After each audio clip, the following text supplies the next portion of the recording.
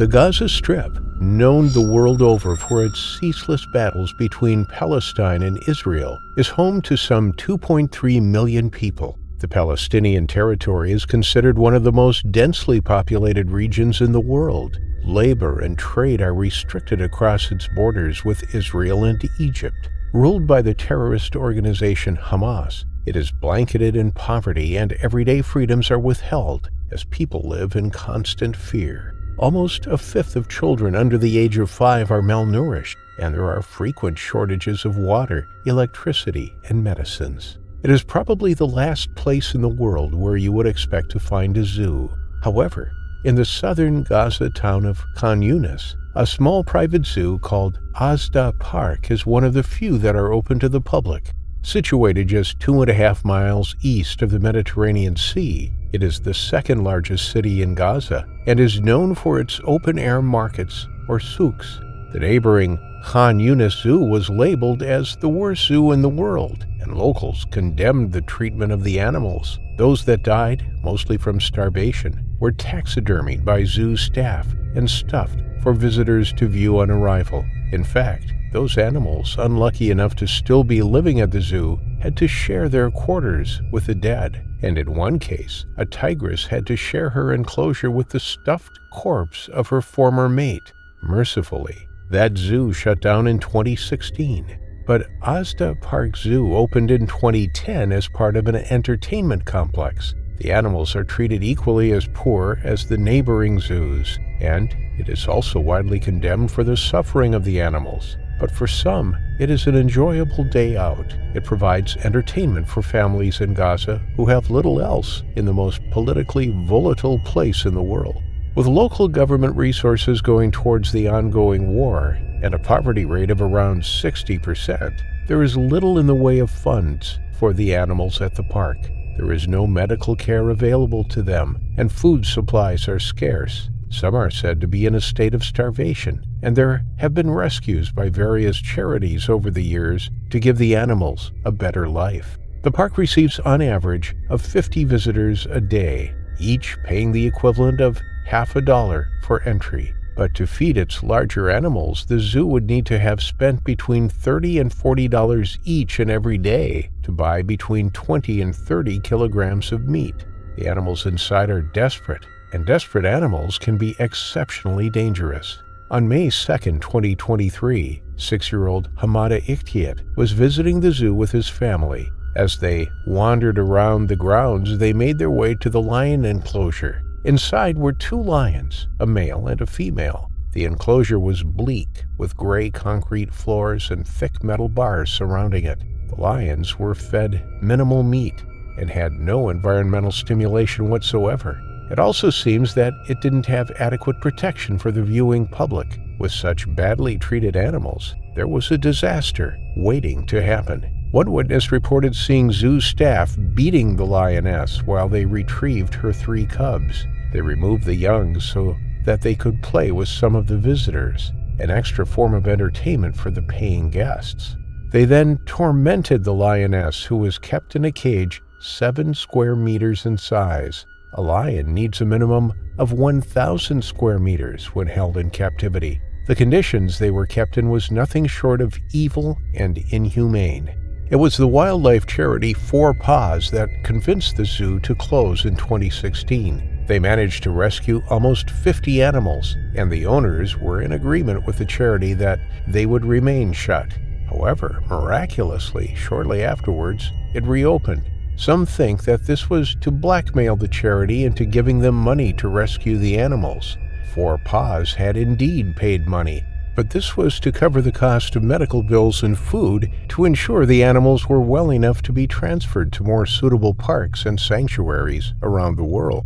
Whilst his mother's back was turned, young Hamada squeezed between a gap in the outer fencing of the lion enclosure. He wanted to see the lions better. He wanted to get closer. He stood next to the cage bars, and, when he did so, one of the lionesses trotted over to him. He could see her beige-brown fur, the size of her paws, and her large, round eyes as she stared at him. In less than a few seconds, she stood just inches from Hamada. Then, without warning, she reached through the gaps in the bars with her paw. Her claws, 4 inches long, protracted as she grabbed the 6-year-old and yanked him towards her. The little boy screamed, and his mother wheeled around to see her son's head in the jaws of the lioness. The warm stench of her breath filled his nostrils, the sandpapery tongue rough and wet on the top of his head. The lion was pulling and tugging at the young boy. She was trying to pull him into her cage. The boy's tiny, helpless body was limp and at the mercy of the lioness as he was repeatedly pulled back and forth between the bars. It was as though he was trapped. He couldn't get out. He was stuck between the bars and now was held in the lioness's jaws. The pain must have been indescribable for the terrified youngster as the lion's canine sank into his skull. Security personnel rushed to the scene. They ran to the bars and pulled at Hamada, but the lioness refused to let go. Her 3-inch-long canines crunched down on his skull. Blood poured from the open wounds on his head. He could feel the intense pain from her sharp claws as they dug into his flesh, curled around so as not to let him go. The officers beat the lion through the bars until she eventually released her grip, but the damage was done. Little Hamada, with blood pouring down his face and spilling onto the concrete ground, was rushed off to hospital. The doctors fought to save him, but the injuries he had sustained were too great, and he passed away with his mother by his side. It was a terribly tragic incident, and the first reported case of a killing by a wild animal in Gaza. The lioness is one of about 40 big cats still thought to be held captive in Gaza. They were smuggled in from Egypt in underground tunnels when they were cubs and have lived a life of misery ever since. The Four Paws charity had been involved with animal rescues in Gaza before. Another zoo, Rafah Zoo, was in a terrible state.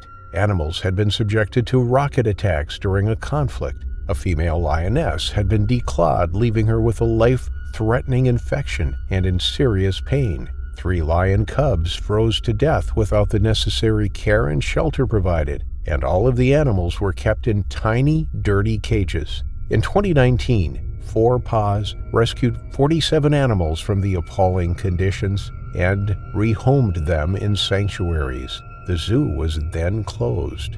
Sadly, the same couldn't be said for Asda Park Zoo. Not only was the zoo so poorly funded that it left the animals malnourished and aggressive, but it didn't have the proper infrastructure in place to provide safe viewing for the visiting public. In countries like the UK, there are laws in place to ensure zoos and their animals are well looked after. A zoo must hold a license, staff must be qualified, and the animals must be kept for educational, conservation, or research purposes only. There are strict conditions for the animals that must be met. These are loosely based on these 5 freedoms: freedom from hunger and thirst, freedom from discomfort, freedom from pain, injury, or disease, freedom to express normal behavior, freedom from fear and distress. It is clear that Asda Park Zoo doesn't provide a single one of these freedoms for its animals. Following Hamada's death, the zoo was temporarily closed whilst an investigation into the attack was carried out. But it won't be long before it is opened back up again, and the inhumane treatment of the animals persists. The family of Hamada had witnessed the 6-year-old being mauled to death. It was a tragic and terrible waste of such a young life in a war-torn region. But the authorities' sequence of events differed from that of the families. They said that the boy had climbed over the top of the exterior fence and then dropped down inside the lion's enclosure. It was no wonder that he was attacked. But for his mother and the rest of his family not to notice him scaling the perimeter fence seemed unlikely. Either way, it was a tragic end to the family's day out. There were fresh calls to end the misery and suffering of those animals and to rethink the safety measures in place at one of the world's worst zoos. But nothing has changed. It is only a matter of time before someone else like Hamada meets their terrifying final affliction. In December 2023, in the city of Portland, Oregon, tragedy struck the Scott family just weeks before Christmas. Loyalty Charles Scott was just 6 years old. Every morning, his grandmother would drop him off at a friend's house. She had raised him, and the two were inseparable. They adored each other, and despite being only 6 years old, Loyalty was mature beyond his years, with a very positive outlook on life. He had an infectious smile that lit up any room and was adored by his family. The friend Loyalty was dropped off with was a woman called Coco Miller. She and Loyalty's grandmother had known each other since they themselves had been at school. Loyalty's family trusted her implicitly. But Coco owned a company called Canine Protection, and she also owned 3 dogs with her husband, which she kept at the house. 2 of them were massive mutts. They were Great Dane Mastiff crosses, both large and capable of delivering a fatal bite. Although neighbors considered the dogs friendly, Coco never allowed Loyalty to see them. They were deemed too dangerous. She believed everything was under control, though, because they were always kept in the garage, and the 6-year-old boy knew never to go into the garage. Each morning, Coco would take Loyalty to school. It was an arrangement that had worked all year, and she gladly took the young boy to Glen Fair Elementary School, just 3 miles away in the Reynolds School District. He was in the 1st grade and enjoying his time with his classmates. He was a very positive young boy. He looked for the good in every situation, and it was rare to see anything other than a big smile across his face. But something went terribly and tragically wrong that December morning. When Loyalty's grandmother dropped him off at Coco's, she had no idea that she would never see him alive again. As Coco and Loyalty were about to leave Coco's home at around 7:30 a.m. on December 5th, 2023, Coco stepped into the garage. She went to feed the dogs and make sure they were all right before leaving for the morning. Loyalty dutifully waited inside the house as he always did. But the little boy wanted something that morning. Nobody knows what, but instead of waiting for Coco to come back in from the garage, he went to find her. Perhaps he was curious to find out exactly what was on the other side of the garage door. Maybe he had a question he wanted to ask Coco, or maybe he thought she had got into the car and was waiting for him. Whatever his thoughts, the 6-year-old had clearly forgotten about the dangers of entering the garage. But who can blame a 6-year-old for such a mistake? It turned out to be a fatal mistake. He walked up to the door that led to the garage and turned the door handle. The door opened just a crack, and immediately Coco looked up, but she wasn't the only one to notice the small boy standing there. Her 2 enormous Great Dane Mastiffs immediately turned their heads, and without warning, one of them ran at the boy. He screamed as it launched itself on top of him. It completely dwarfed the 6-year-old, flattening him to the ground. Its sharp teeth cut deep into the youngster's flesh. He screamed, and Coco tried to intervene. She yelled at her dog, but she had absolutely no control of it. It didn't respond to its owner's command. It was as though it was deaf. She was powerless to stop the attack. Then, the second dog, seeing the intensity of the fight, joined in too. Coco tugged at the 2 dogs, trying desperately to pull them off the young boy. Kicking, punching, and screaming, Coco did everything she could to save young Loyalty, but nothing was working. Then she reached for her gun, but as she did so, the dogs finally released the boy before she could squeeze the trigger. However, the damage was already done. It hadn't taken much from the enormous hounds to kill such a small boy. He had stood no chance against them.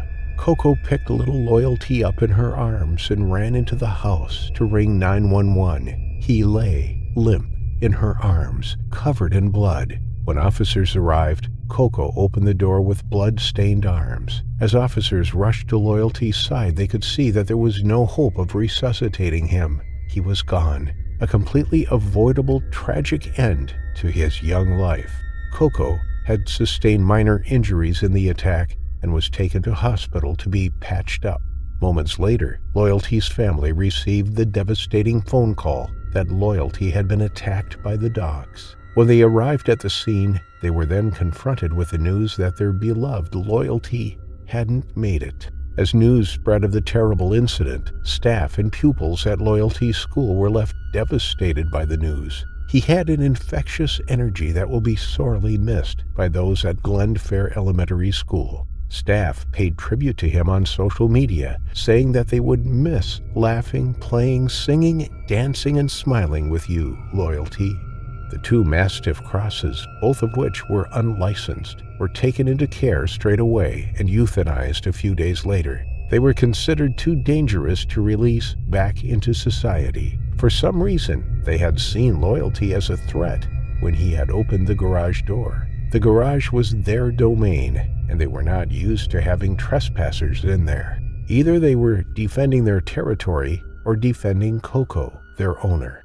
A third dog at the property that did not appear to be involved in the attack was taken in by Multnomah County Animal Services. Its fate is unknown. There had never been any complaints about the dogs at Coco's address before. Some of her neighbors even claimed that the dogs, although large, were friendly and placid animals that they petted as they walked past. Nobody knows exactly why the dogs attacked an innocent little boy that day, but Coco must have known that they posed a threat. Otherwise, she wouldn't have warned Loyalty to stay away from them and the garage. At the time of the attack, Portland police were investigating whether criminal charges needed to be brought against Coco or her husband for keeping dangerous animals at their property. Although details have not been released, Coco was eventually charged in connection with the incident. In the U.S., there are between 30 and 50 fatal dog attacks every year, with around 13,000 people being hospitalized from dog bites. Although some states ban certain breeds of dog, Oregon does not have any restrictions on dog breeds. It is down to individual cities or counties whether certain breeds are banned or not. Experts say that there is very little you can do if a dog decides to attack. If the dog is small enough, then you can fight back, going for the vulnerable areas like the eyes and using your weight to subdue the dog. But if it is much bigger and more powerful like a German Shepherd or Rottweiler, then curling up into the fetal position and protecting your neck, head, and underside is a priority. The Portland Police Department kindly offered to pay for Loyalty's funeral expenses. They themselves had been affected by the shocking incident and felt like it was the least they could do after Loyalty Charles Scott's terrifying final affliction.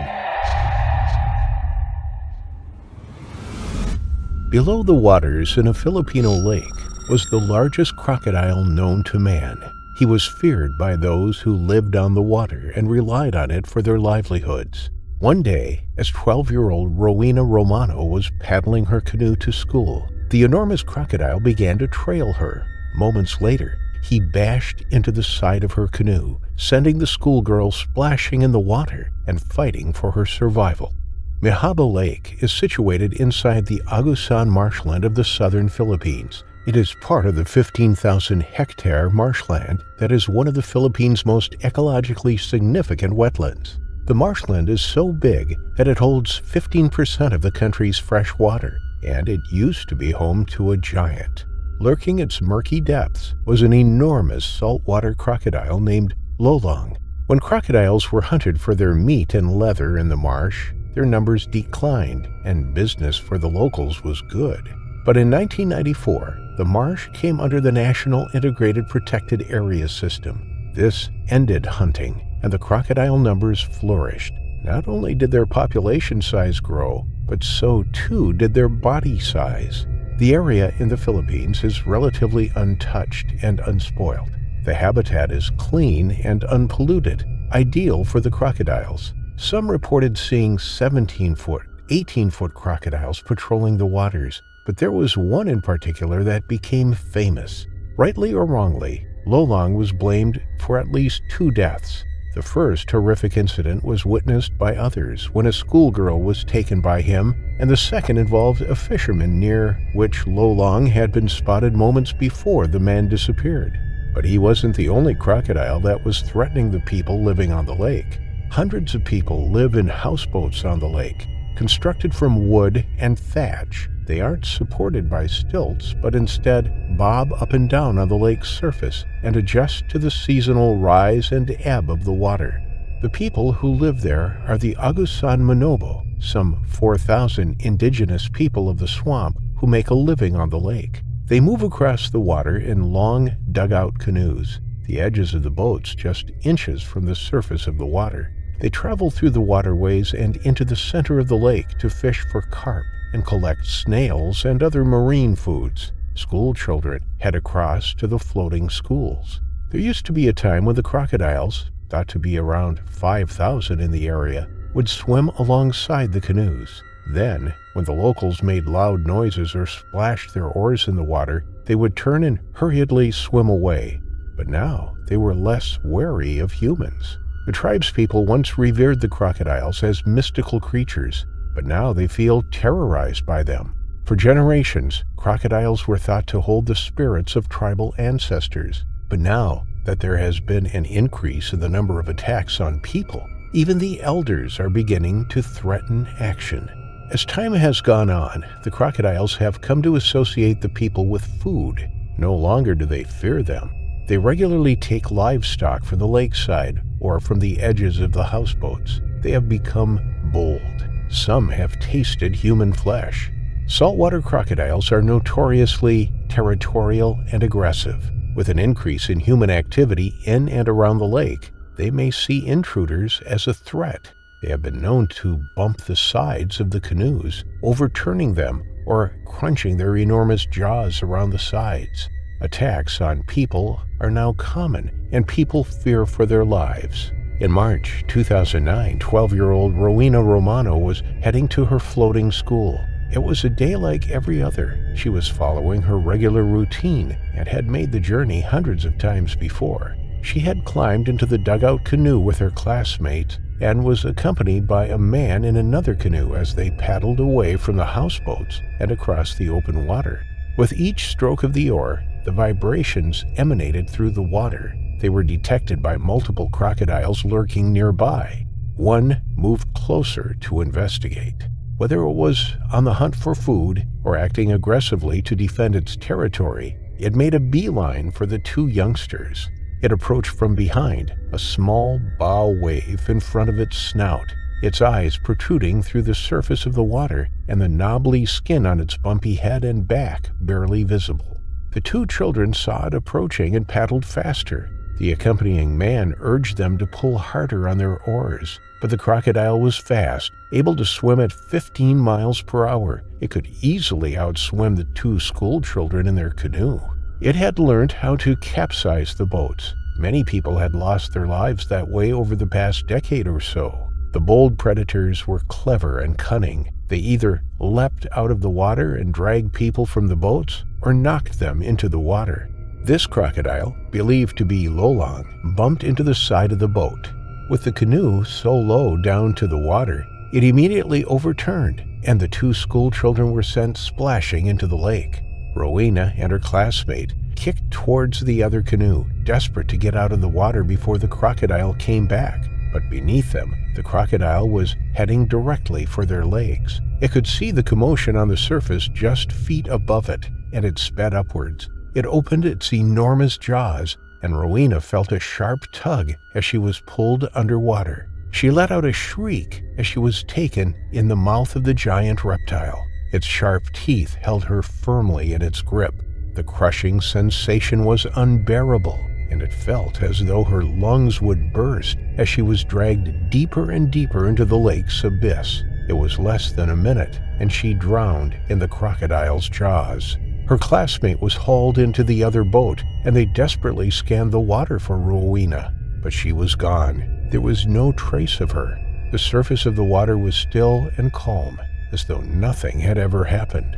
Following the unbearable tragedy of losing yet another one of their own, the communities along the lake were determined to do something about it. They knew that Lolong was the largest and most ferocious of the crocodiles, and they were hell-bent on finding him.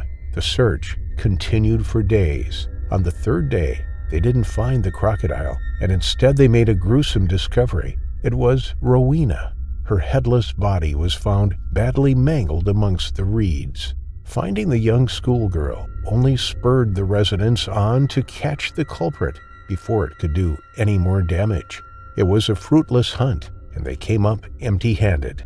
But when a fisherman was taken a couple of years later, thought to be by the same croc, the hunt resumed. The local government of Bunawan town assembled a hunting party. It took 3 weeks before Lo Long was captured. Upon capture, he was given his name, which was in memory of one of the trappers who died of a heart attack on the eve of securing the monstrous crocodile.